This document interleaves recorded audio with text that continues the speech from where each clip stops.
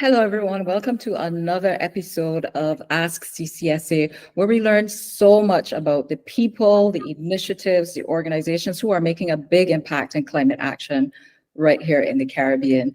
I'm Diane Squires, your host, and today I am so privileged to be joined by the dynamic and very decorated Sian Cuffy-Young. Sian is the founder and CEO, lead consultant of Siel Environmental Services based in Trinidad. It's a social enterprise that specializes in waste education, waste management, and waste project consultancy and training. I hope I got all of that right, Sian. Welcome. Thank you very much, Diane. And welcome to everybody who's joining. Thank you for taking the time to listen to our little chat. And I am happy to be here. Yeah, and I should say, really nice introduction is that you coined the phrase waste is sexy. So with that to kick off, I want to ask, what was the initial idea for Siel Environmental Services? And you originated in 2015. So tell us what happened before 2015 that kind of started Siel Environmental Services at that time. Sure. So my journey in waste management started as a child. My favorite place in the whole wide world, and I'm sure there are other Caribbean people who would agree, is the beach, right? Just yesterday, my husband and I took our children to the beach. And, while there and swimming with my dad, a loaded diaper struck me in my face. And that was I always say that I have an intimate relationship with waste. Because I haven't met anybody where a Pampers hit them in the face. I have not met anybody else that has happened to. But for me, that was a transformative moment. I decided that I wanted to do something about it. I didn't know what that thing was. I was only 11 years old at the time, but I knew that it wasn't, something else has to be done, because I just couldn't understand why people will come to my favorite place and leave it so nasty. And so fast forward a few years later, after doing university and all of that, so because I'm a physicist by training. That's my first degree from the University of the West Indies, an honors degree in physics. And, as any young person looking for their career, but because waste was always a part of my structure, my DNA, it was no surprise that I ended up at swim call. Because my mother opened her big mouth and went and talked to somebody and said, listen, all you have to take my child, But that's what happens with parents, right? So ended up having the interview, getting hired and all of that. And so that's where I found my love of waste. If I liked it before, I loved waste. So I was working for the Trinidad and Tobago Solid Waste Management Company, also called Swim Call. And one of the things my then boss, and my very first mentor saw that education was going to be Sian's thing. He has this innate sense of recognizing our strengths, even though we don't see it in ourselves. Mm-hmm. And so our department was responsible for lectures, presentations at schools, at organizations, and the man just sending me to all of the presentations, to the point where I was like, you sure you don't want to send anybody else? And he was like, no, this is for you.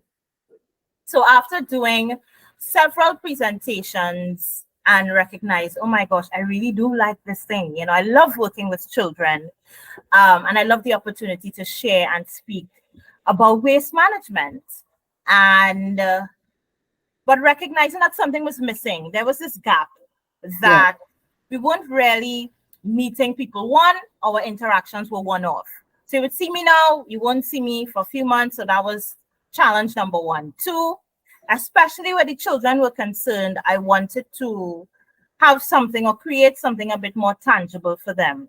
I then created my first book, but it never saw the light of day because at that time, it just wasn't something that management wanted to do. Broke my little heart, but I promised myself that whenever I get the opportunity to do it again, I will. But also recognizing we weren't getting the kinds of behaviors that we want to see because we were only doing it one way, which was to throw information at people and hope by some magic wand that they change their behavior. So in Right. recognizing that gap, I was like, I could do something about this. I had the ability to have behavior change training while I was at swim call to complement my work as an educator for the company. And I was like, no, what they told me in that training, we're not doing that. We need to do something differently. But sometimes when you work in those places, there are things that you can't overcome. And so I said, you know what, when I get the opportunity, I'll do things my way. And with a little convincing, with a little nudging from my husband, and repeating in my head over and over that you could do your own thing, Siel Environmental was born. So the essence of Siel is really to transform the way you think and act towards waste. And that's the core of everything that we do. Well, thank you there for correcting me on the pronunciation of Siel Environmental Services, because I want to get it right. And also I want to congratulate you as a woman in science in the Caribbean, because it wasn't lost on me that you said that your degree was in physics. Is that right? Yes, a double major. I said people, I like it so much I did 2 sets of it. Which is incredible and inspirational too, I think, for the people, especially the kids that you're going out to educate as well, and the girls that you're going to educate. But now I want to kind of dig into what Siel really does, because you gave us a really good introduction into why or the gap that you wanted to fill, but what are the services that you now offer as a for-profit business in environmental services? So Siel, we have what we call our 3 buckets.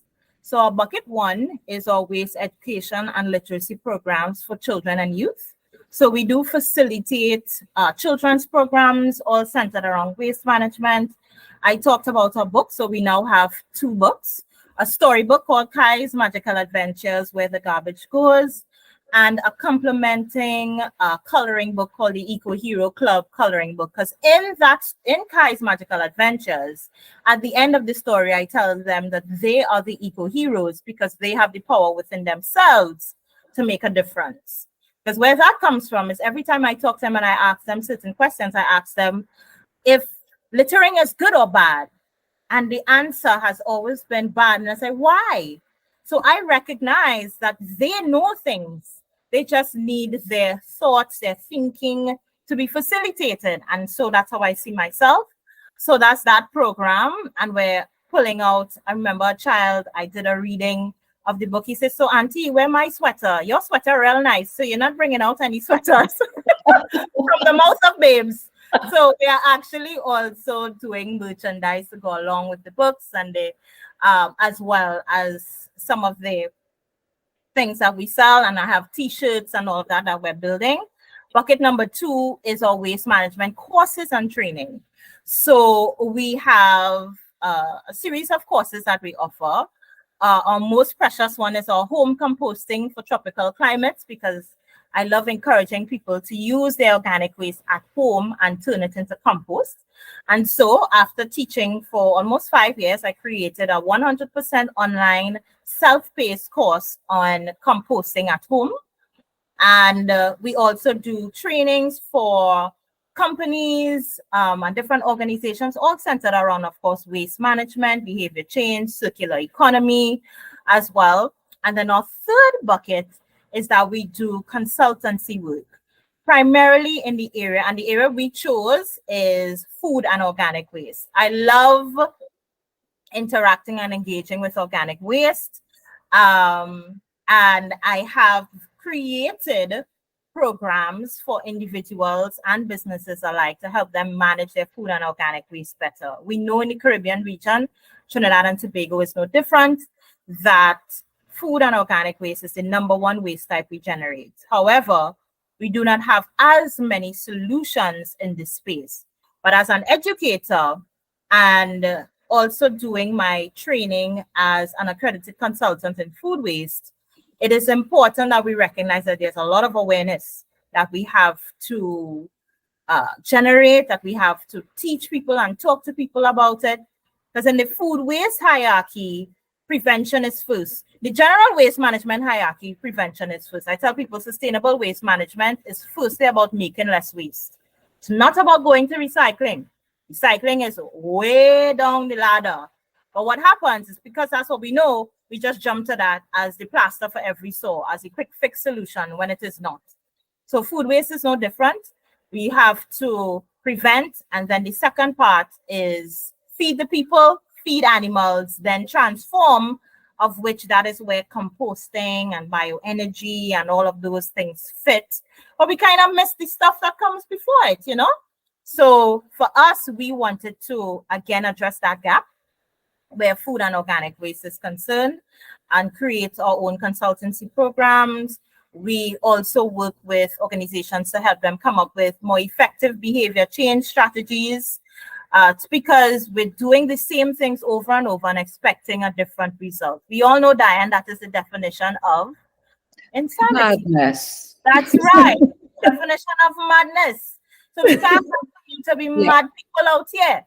We have to, really start looking at things differently and applying different techniques to really get the kind of change that we want to see. So those are the three areas in which Siel operates. Yeah, that's really interesting. One, I hear that you're not only impacting the environment, but you're also impacting literacy on the end of the work that you're doing with children. And then when it comes to food waste, I was so happy to hear about the composting course, because I've been trying to do a little bit in my garden. So I think I'm going to jump in on that course.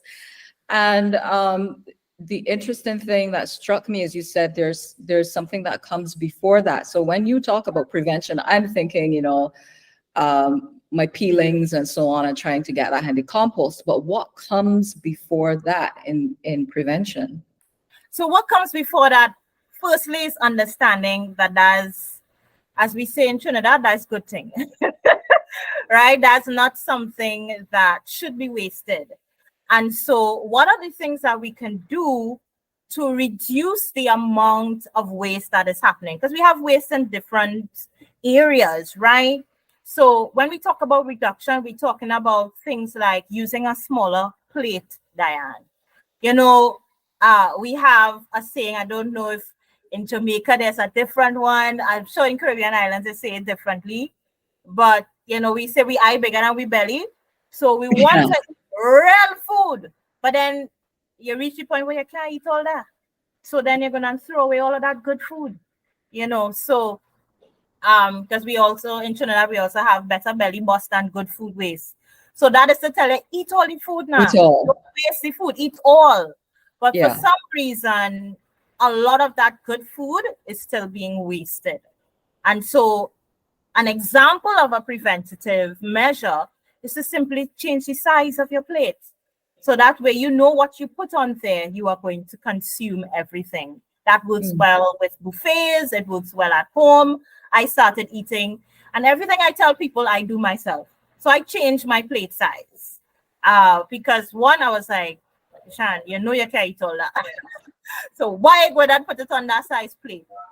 So eat a smaller plate. There's a psychological thing with our eyes and seeing the amount of food that's on the plate. So that's just one example. And we had we launched last year, we launched our Do Waste Good Food campaign, which is meant to show people some of the ways that they could start reducing wastage. There's some things like when you're cooking, your skins, your peels. There's this guy that I look at on YouTube who always showing you how you could use your skins, how you could use your peels for different things. So all of those are waste reduction strategies. So you're not just throwing it away, you're putting it to another use.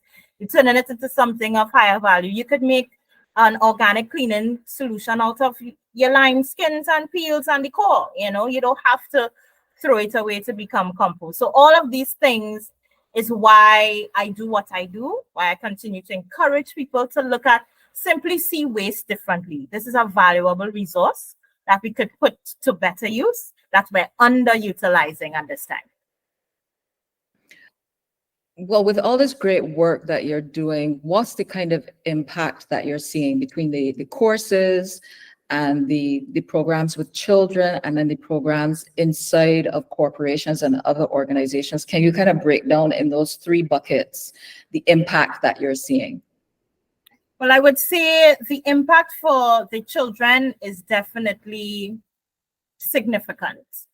In terms of the schools that we have worked with, last year we were engaged to a 6-week program for children in typically marginalized communities in Trinidad and Tobago. And we want to start to be able to do more of that. I would say, Diane, just to cover everything, that it has been slow. People slow to adopt because they're used to doing the same things over and over and over. They're used to just taking the material, making whatever they make, and throwing it away, which we call the linear economy. So they're so used to doing it that way. Here comes Shan now telling me that I have to do something different. So there is a more of a reactive response than a proactive one. So I would say with my small people, that's where I see the biggest impact. The courses we have, for the 5 years that we've been offering it, it has absolutely been amazing. My first class started off with 2 people. 2 people. So I say that to anybody out there who's trying to do a course and you're worried and you only have 2 people, still do it, okay? Doesn't mean anything is wrong with the course. I just have to stick that in there. And what's the participation like now, just to get a gauge on how it's grown? Yeah, so now we have seen, that has grown even more so. I'm not sure what percentage to add, but it has almost tripled in terms of not to 6 people, but like maybe by 300%. So last year we were able to serve, I think, 30 people with just last year alone. And overall, we've been able to serve maybe about 150 or so people. But because I like to do big things, Diane, that number always feels small. But when I sit quietly and I look at the grand scheme of things, that's 150 people I've been able to change. Yeah.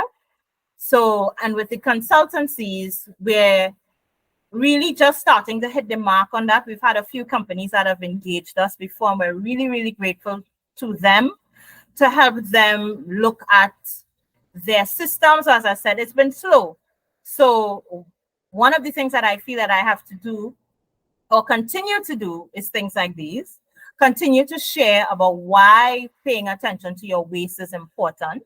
Because when I decided to do Siel, I understood that this is a long game.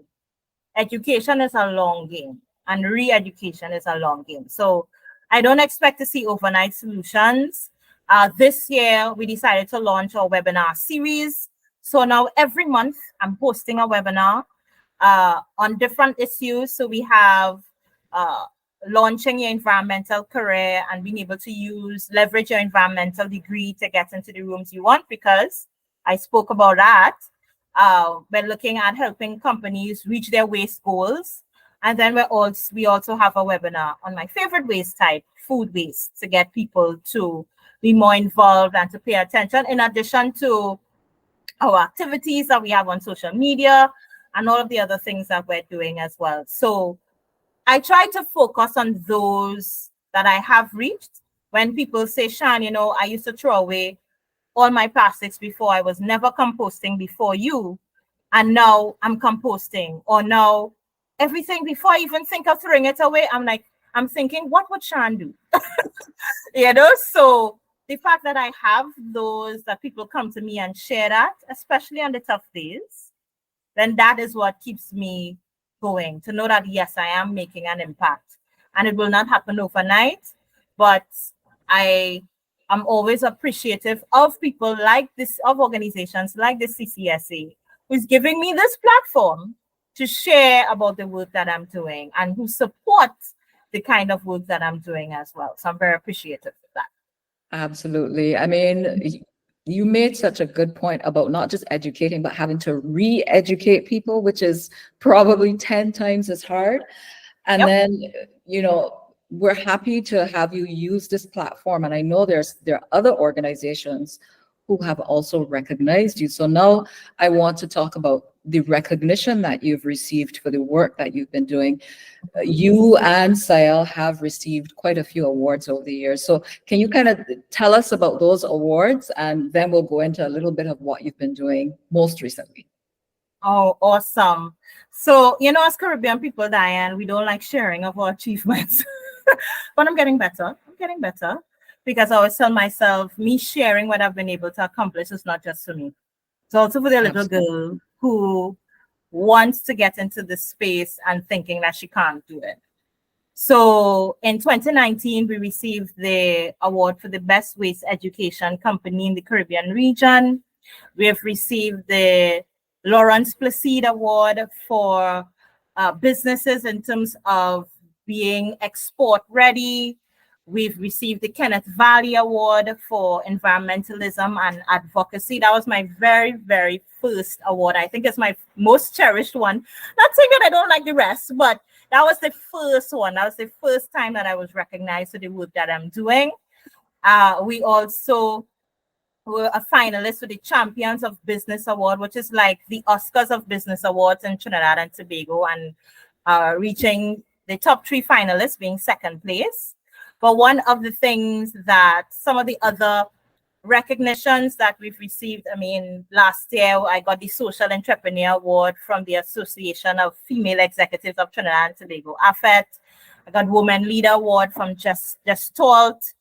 But one of the things that happened last year that I am so grateful for is being selected as part of the Halcyon program for climate resilient entrepreneurs, a program that I know is supported by the CCSA, and being selected as the first Caribbean entrepreneur in that cohort.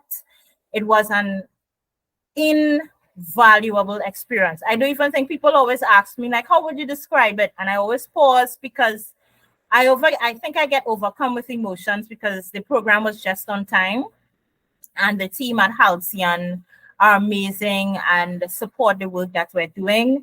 And in addition to which, I was also selected as a SOCAP entrepreneur.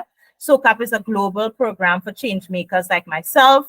And that is something where you have thousands of people applying and be selected in the top 40 with the opportunity to go to the SOCAP conference in San Francisco, California, to meet other investors, to pitch our businesses in front of people, and to be recognized again there too as the only Caribbean representative at the SOCAP community, or being a part of the SOCAP community. So it's not lost on me that being recognized and seen in this way is vitally, vitally important to the work that we're doing.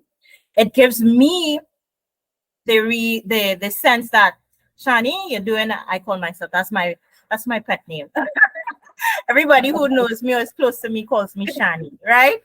So it is the fact that this work is not going unnoticed, that people are seeing the importance of it. I met so many people in the Halcyon program who said, no, Shani, you are deserving. You deserve to be here. Don't underscore the fact that you are a woman of African descent, the fact that you're a woman. Because in waste management, that's a male-dominated, still is a male-dominated field, especially at the higher levels, at the leadership levels. You don't see women in waste management in leadership roles quite often. And so I don't take the role that I have lightly, and I use what I've been able to achieve, what I've been able to share to encourage other girls in this space. I was like, I know waste management. That's why I said waste is sexy, because it's the last thing in the environmental space anybody wants to go to, because waste management is the naughty the child in the naughty corner that nobody wants to deal with, because it's the most physically dirty aspect of waste. But I love it so much. I was like, yeah, I jumped in. I didn't look back. I haven't looked back since.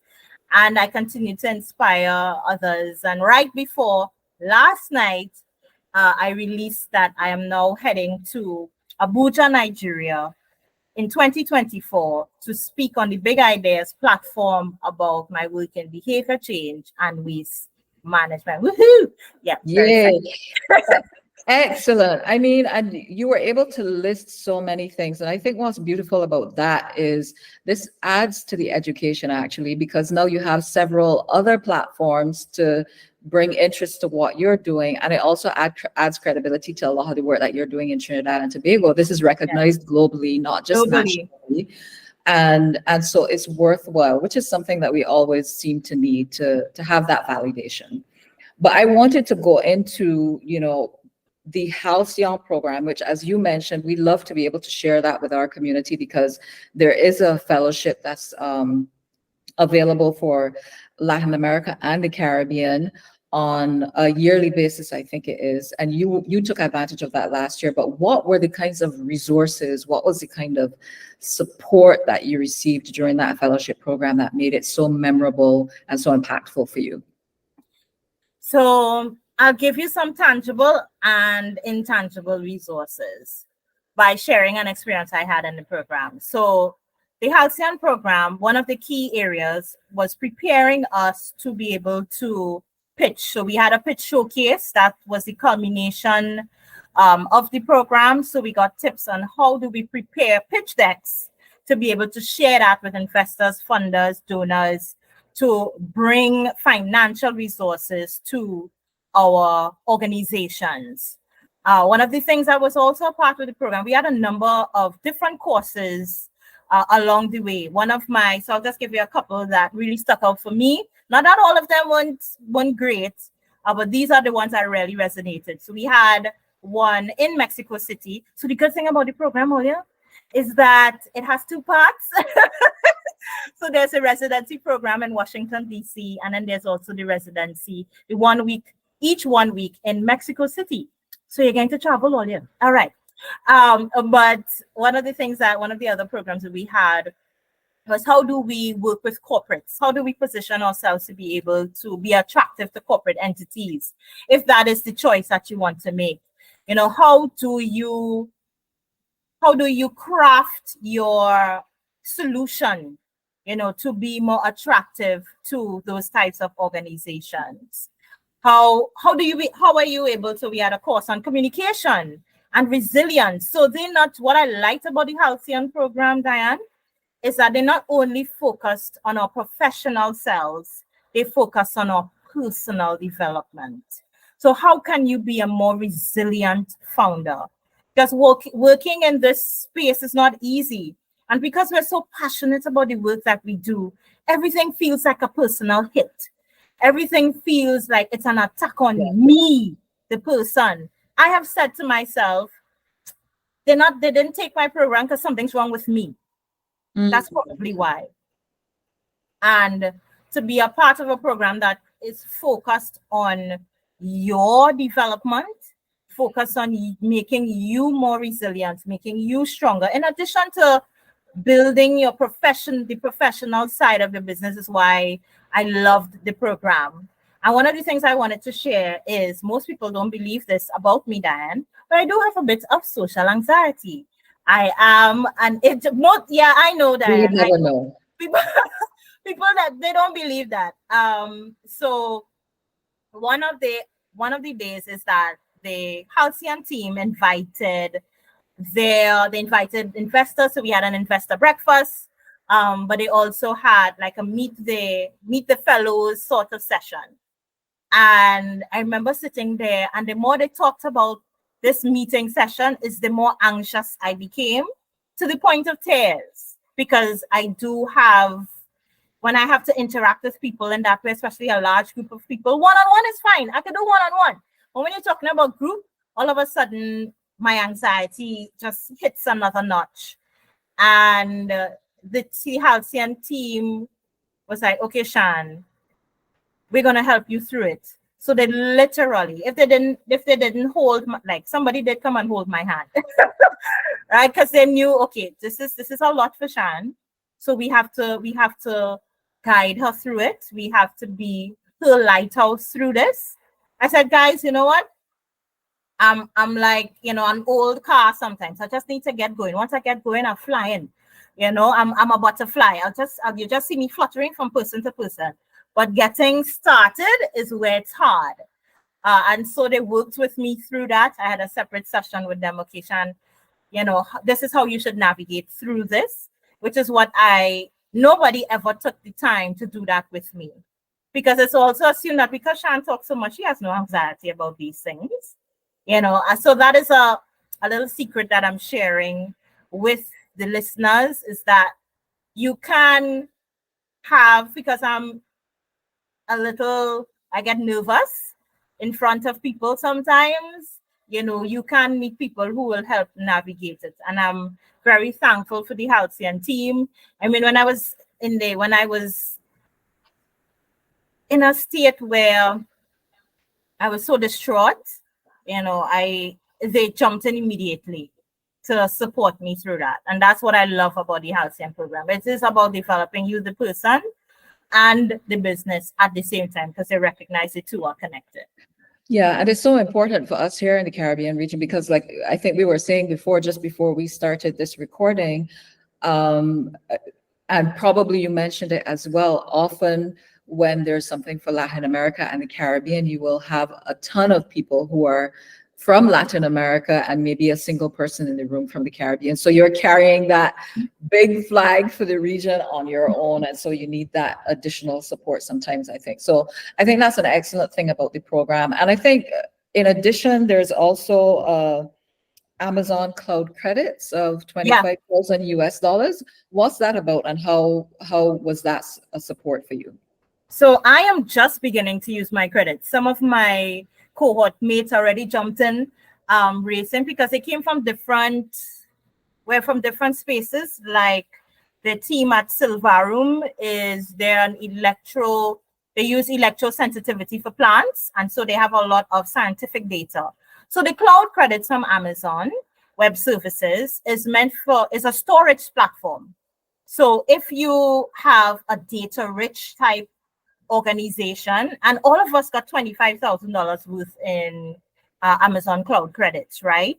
So if you have a very data-rich business, or part of what you do depends or is highly related to data, the cloud credits work wonderfully because now it provides a home for all of your data to reside. And so, but it also allows you to make decisions based on this data. So it provides you with a good picture. It's almost like getting a spreadsheet of, okay, this is what works well, this didn't work so well. We had these people taking advantage of this program. So we are just about to start using our credits for our food waste program specifically. But it doesn't mean that the work of Siel, of course, because we also had the opportunity to speak to the Amazon Web Services team, where they share with us how we can use it. They would assign an architect. That's what they call their staff members, who can help us literally build our storage platforms. So if you are, and also Diane, because I have a science background, I love data, because data helps you make informed decisions. And so that was one of the draws of the things of the program to me. It's like, oh my gosh, I'm getting cloud storage. You mean I don't have to worry about this thing again?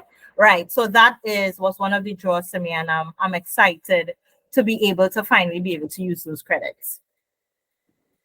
Fantastic. Love it. So I'm happy to hear about all the support that you're getting. And I want to delve now into the work that you're doing specifically on behavior change. So you have something that's called or another phrase you've coined, the Eco Heroes community. What's that about, and how is it helping to contribute to Siel's mission? So the Eco Hero community is for children specifically. The demographic that we work with most is 7 to 11 years old. So because at that age, one, they can read for themselves, they are thinking, they already have their own ideas. And it's also because I also have a 10-year-old and an 8-year-old in my home. Those are my youngest two children. So they fit right into that demographic, because when I started Kai's Magical Adventures, I wanted to not only help my own children, I wanted to help other children as well. So the whole premise of the Eco Hero Club is for them to recognize that they have the power to make a difference. One of the things that we all grew up with, watching cartoons with superheroes, right? With the Superman and the Batman and all of the different superheroes. But I felt that the children themselves were the superheroes because they knew what they should be doing. It is the adults in their lives who told them differently. I've had several children say, Auntie or miss, I know I'm not supposed to litter, you know, but my mommy and daddy tell me to just drop it on the ground. And they have no qualms in letting me know that. All right. So it is for them to see that they have the power to make the difference. There's an activity that I encourage them to do to draw themselves as superheroes and give themselves what would their environmental superpower be. My daughter says hers is to make sure that everybody recycles. My son, and she uses telepathy. And my son says he uses the power of camouflage to make sure that they always put their garbage in a bin so nobody litters anymore. So it's just to really pull that creativity out of them, all the while teaching them about different aspects of waste. So we talk about littering. We talk about all of the R's, not just reduce, reuse, recycle. We talk about repair and refilling and repurposing, because all of those R's are equally important. We talk about sustainable waste management and how that connects to the bigger climate change conversation and introduce them to that. We also talk about being a conscious consumer. What does that mean? And how can I pay more attention to the things I buy and what happens to them at the end of their lives?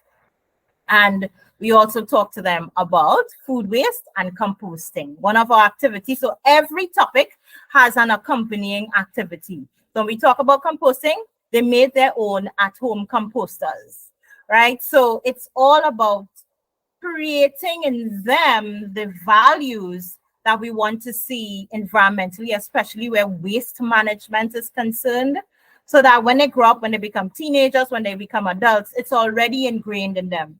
So some of the mistakes that my generation made and the generations before me made, they won't make those same mistakes.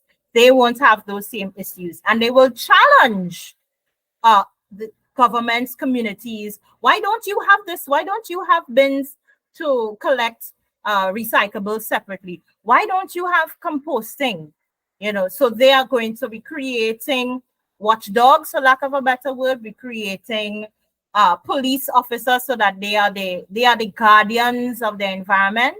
And that was what the Eco Hero Club is really about. Yeah, brilliant. And we're seeing, I mean, over the past decade or so, the growth in youth advocacy, in climate action and so on. So it's great that you're starting with the young ones. And I think it's a good segue where you started to talk about not just the 3 R's, but there are other R's. And you earlier talked about the circular economy. So I want to dig in now to how you promote the circular economy. And maybe we can start at kind of framing out for the audience, because you hear this term all the time. What really is the circular economy, and how do the 3 R's and other R's play into that? Okay, awesome.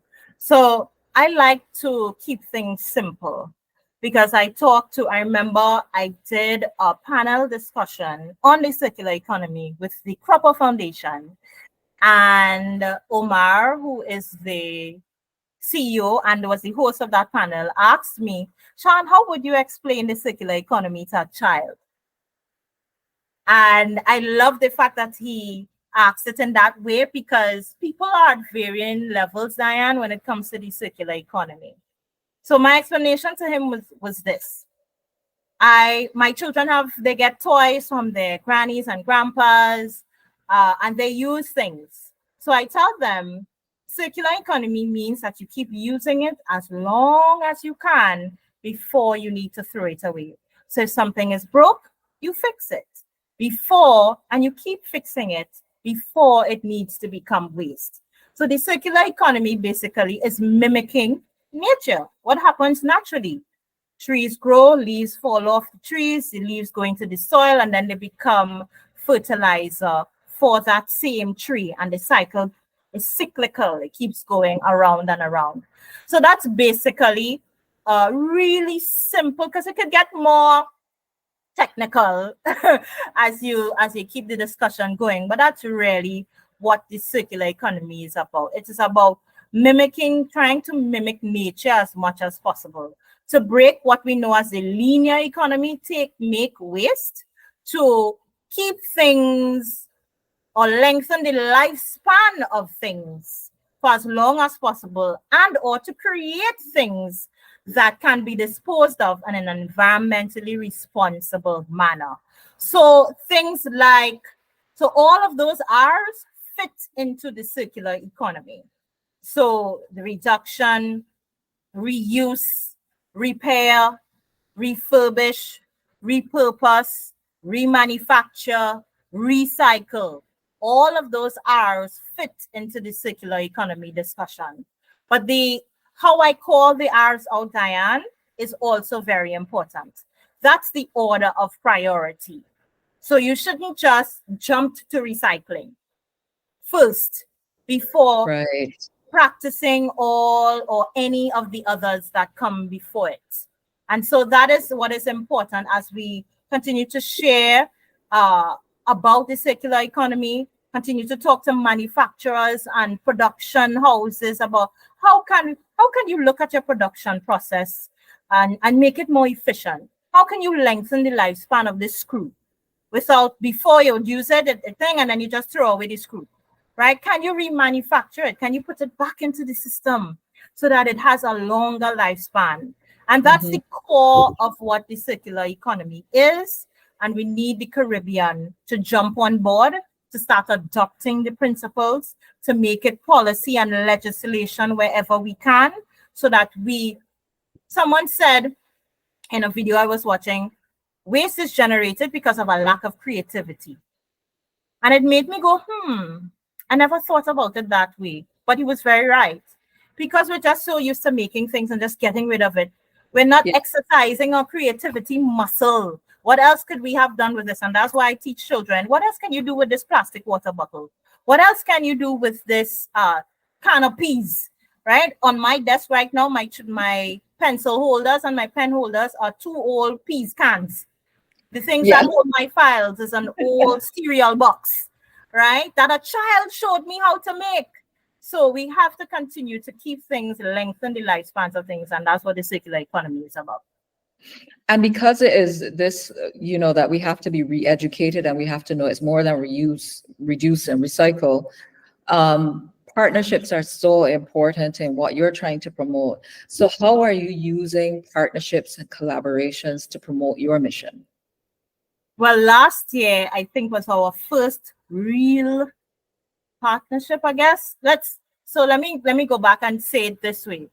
So last year, in partnership with Youth Business Trinidad and Tobago and funded by Circulate Capital, we were able to launch the first virtual waste management accelerator, supporting businesses in the circular economy space. And that is something that we want to be able to do regularly, to also be hopefully crossing on my fingers and on my toes that we could offer it again this year, because it's vitally important. One, to bring more businesses into the circular economy discussion. I'll say this, I'm not a fan of competitions, and let me explain why. Oftentimes when we have competitions, the results that we want are short-lived. So we do a competition has an end date, we award a prize, and sometimes the people who engage in the competitions don't necessarily engage in the activity beyond the competition. It was just for the competition. So as much as people, it is a tool that many use to encourage behavior change in short term, we have to also find a way to lengthen the lifespan of that behavior beyond the competition. And so one of our personal goals is to encourage businesses in circular economy, for you to stay, not just create something because there was a competition, but to do something that is short-lived. Because when I won, and this was another award I forgot to mention, when I won Innovative Entrepreneur of the Year in 2022, the presenter of the award said that an innovative entrepreneur is not just a problem solver, but a problem spotter. And so there's so many issues in waste management, so many that remain untouched, that we want to encourage entrepreneurs in the Caribbean region to start seeing waste as an opportunity to solve a problem So you're spotting the problem and you're coming up with a solution. So that was one of the partners that we had. But we also have, I hope this year, because that is one of the things I wrote down in my 2024 goals, is that I want to build strategic long-term partnerships. So I want the CCSA, and I'm saying it openly, Diane, with no fear. I want the CCSA to be one of Siel's long-term partners. How can the work of the CCSA support Siel? How can it help us to achieve our goals? And other organizations similar to the CCSA. So that's one of the things that we're looking at. We're starting to have some conversations with some organizations, because for me, it's looking just beyond the one-off. You give me some money once and that was it. I don't like that. I want to build a long-term relationship with you. I want to be able to achieve and have the impact that we want to have at Siel, but I also want to help you achieve some of your goals through my expertise and through having me in your network and stuff like that as well. So it's never about it being one-sided for me, and how we look at it as Siel overall, because it is important that we build those partnerships and we leverage the relationships that we've had to really bring about the goals of Siel 2024 and beyond. Well, you talked about your really interesting accelerator, which I do hope you get off the ground again this year and other years. How was that operationalized? Were you using virtual and physical platforms? And how did you use them to help to bring these businesses into circular economy and thinking about circular economy and solving some of the problems for that? So our first cohort for this accelerator was for existing businesses in this space. So not for those that had an idea that they wanted to be supported. You had to be operating in this space for at least a year. And so the program was 100% virtual, and we exposed them to different aspects of what it takes to run a business in the circular economy. Some of the things they may have heard of before, some of the things they may have heard of, but not quite in that way. And some of the courses that we exposed them to were completely new. Like, what's the best way for you to fund your business? If you're looking at, and expose them to the different way the funding mechanisms work. So grants versus sponsorships versus investment. And the fact that there are different forms of investment, because that's something that I learned, and kudos to the Halcyon program for that too. That's something that I learned. I was like, oh, I didn't realize, because all I have was Shark Tank. So that's all I saw, right? So I didn't realize, oh, investment could work in different ways, and I could make the investment work for me, really? So exposing them to things like that, how can they communicate more effectively, communicate their business, in terms of how does it fit, getting them to see how it fits into the bigger circular economy picture. We had over, I think, 12 modules. We didn't do all 12 in the first cohort. We were able to do 6 of the modules, if my memory serves me correctly. So every week we touched on a different module, and the program was facilitated both by myself. Another part of the program that I really appreciated, not that I didn't appreciate everything, was showing them how their business fits into the larger sustainable development goals.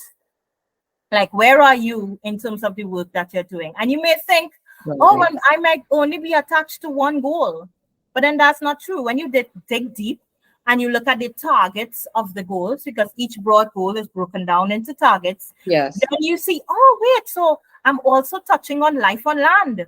Oh, okay, I'm also touching on quality education.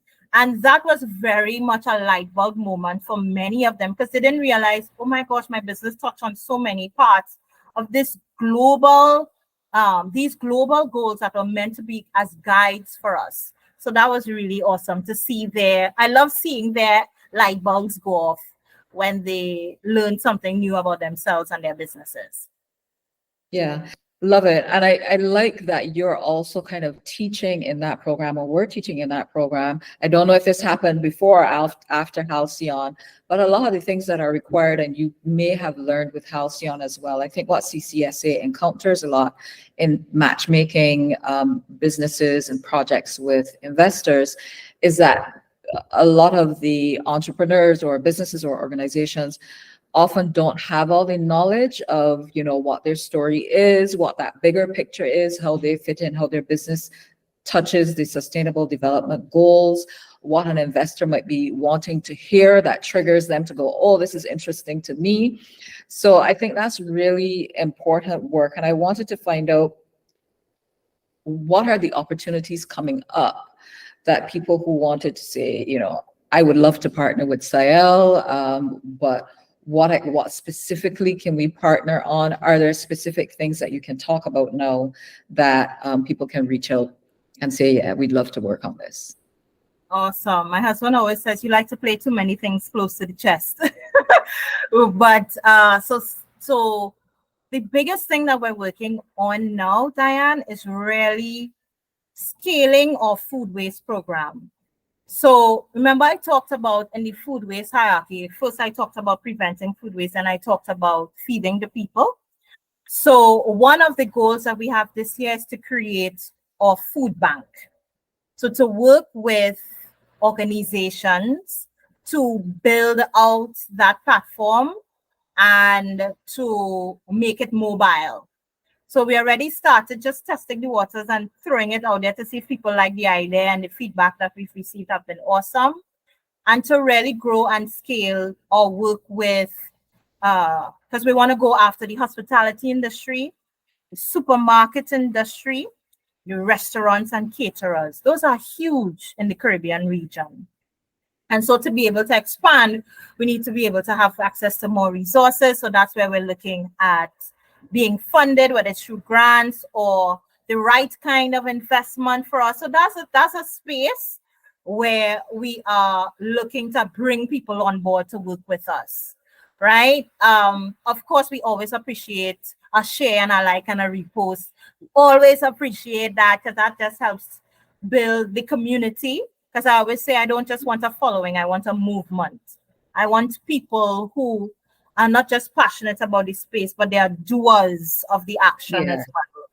Yes. So that is something that we're always growing our movement. We're always doing that. So that's an ongoing thing that doesn't stop. But of course, if we can get our books into more schools, be able to run and facilitate more programs, and we do it both virtually and in person, because that's one thing that the pandemic taught us. We had to transition to virtual and have a virtual option, because we see the world is our oyster. We're not just relegated to the Caribbean region. Caribbean close to my heart because I'm a Caribbean girl, I'm a Trini, but we also want to be able to give more access to the tools and the resources that we have, and to be able to grow this space, and to be able to leverage the partnerships that we had. Flo shared a couple tidbits, because I did a competition with them. I didn't win, Diane, but they were still able to share. They were still able to share about the amazing work that we're doing at SAL. So we always appreciate those things. But of course, in order for me to be able to, I would say that my money and my mission are not disconnected. I need the resource of money to be able to have the big impact that I see in my dreams that keep me up at night. And so now we are taking those individual steps to get there. Who does the CCSA know that works in waste management that would love to work with Shan? That is what we want to do. But our food waste program is what we're skyrocketing, we're catapulting. That's my fifth baby, because the book was the fourth. So that's my fifth. I keep adding children. That's my fifth baby to what we want to achieve, because I just feel innately that there's so much work to be done, but I know I can't do it alone. And so who are the people I need to talk to who know me that can help me support to get the mission off the ground, because that's important.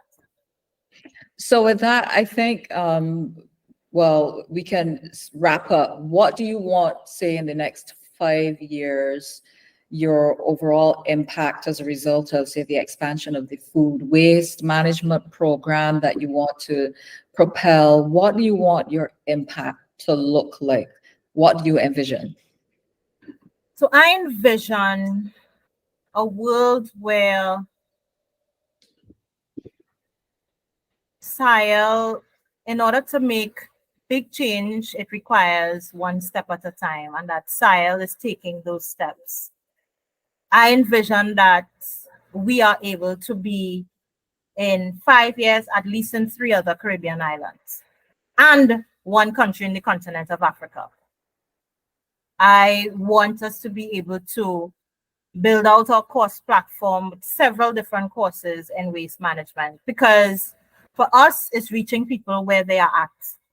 So I don't just have advanced, I have foundation programs that anybody, if you have no waste management experience, you never heard of composting before, that you can do. My son has made me promise that, because he calls my first book, he says, "Mommy, that's my sister's book, that's not mine." My son has made me promise, because she's the protagonist, she's on the cover. It's called Kai's Magical Adventures. Her name is Kaya. We call her Kai for short. So he has made me promise that I will write him a book. So I still That have is another only fair. book. Yeah. To be fair. So that book I have another book in me for him, but my husband reminds me that I need to tell my own story and my own journey about how did I come into this space, what are some of the challenges I had to overcome. So I also have a book about me. Somewhere in here, somewhere resonating, that will be birthed soon. I don't think it will come out before its time, but it's there. So it needs to come out of me. And I don't think my spirit will let me rest until it does. So I want to be able to also have Siel's children's program, Siel's Eco Hero Club program replicated, I say, in every school in Trinidad and Tobago, in every school in the Caribbean region, so that our children learn about this. So when they become adults, they're already informed, they're already action takers, and we have our society as a whole will be different. Because I always say it's not always about doing things better, but sometimes we simply need to do better things. Yes. So that is critical for me. Yes, it has been energizing. It's been incredible. It's been amazing to talk to you, and I would love to talk to you some more. We do have to close out, but I wanted everyone to know how they can contact Siel, how they can get in touch with you, whether they're an investor or someone who wants to roll out a school program in their school, or any one of the other programs that you have for corporates and other organizations. How do they reach you? So they can go to reach Siel, you can go to our website, www.sielenvironmental.com, and you can send us a message there. We have a contact us page. If you are, especially for those who are not on social media, if you are on social media, you can follow us on Instagram and Facebook at SIELTT, at SielTT. If you want to connect with a girl, you could do that on LinkedIn. Just look for me by name and you will see me there on LinkedIn. And I am Shan_Siel on Instagram as well. On LinkedIn, Siel Environmental also has its own page. If you're looking for the company. And in all my posts, I always tag the company. So if people are looking for us on LinkedIn, they could find us as well. But those are the ways that they can look for us, through the website, through our social media pages. They can connect with me directly. And I also want to chime in. I did a new thing last year, Diane. I started a podcast. So yes, it's called the Do Better Things podcast. And it's about how can we do better things, not just in waste management, but in our own lives. And I'm sharing my experiences as a woman in waste management, as a wife and mom, and having to navigate life while running a business, but also talking about how can we do better things where waste is concerned. What are some of the actions that we can take. So the first four, episodes were launched last year, and I am continuing the episodes this way. So guys, go and check out your girl podcast now. And and I also have the Siel Environmental YouTube channel. So, and on TikTok. So you have no excuse. No excuse to not to come and find me. Right? No excuse whatsoever. So Fantastic. I am really, I want to thank you, Diane, thank Janelle and the CCSA team for having me. I really appreciate the opportunity to share a bit more about the work of Siel, to share my own thoughts and experiences, my life experiences as well, in the hopes that will inspire someone to get into this space. So I always say waste is sexy, not sexier than my husband though, because he wouldn't like me to get up. So waste is sexy, right? Well, thank you so much. And to our audience, thank you so much for tuning in. And remember to share this episode with someone you know, someone you love, and someone who might be interested to learn this information. And Sian, thank you so much. We look forward to seeing many, many wonderful things from you and from Siel in the future. Thanks. Bye-bye. Thank you so much, Diane. Bye-bye.